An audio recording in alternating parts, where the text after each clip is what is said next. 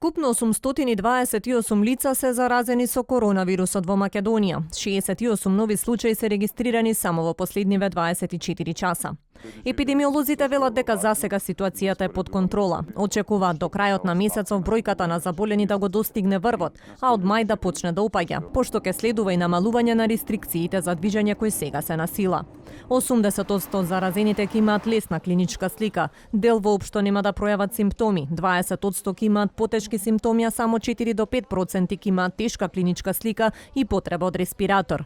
Иако симптомите се слични како кај грипот, сепак епидемиолозите потенцираат дека стапката на смртност е многу повисока кај коронавирусот. Во однос на последното прашање, колку смртни случаи се регистрирани од грип оваа сезона, пријавени се само 3, од повеќе, нели рековме, од повеќе од 37.000, 33.000 официјално пријавени случаи на грип. Значи, или со други зборови, стапката на смртност оваа сезона од грип е 0,01%, кој ќе го споредиме со 4,3%.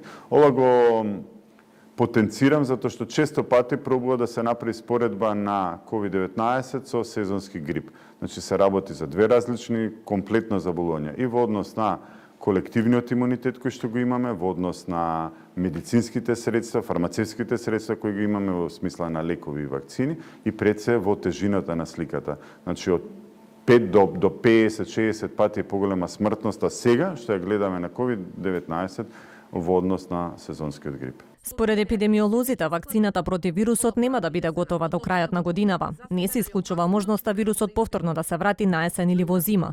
Остануваат на ставот дека доколку лицата немаат симптоми и по 14-дневна изолација, нема потреба да се тестираат. Мерките кои што сега се носат велат дека се неопходни за да се забави ширењето на заразата. Шведска се уште нема ништо затворено. Народот се шета, народот се джогира, народот меѓутоа има 15.000 болни.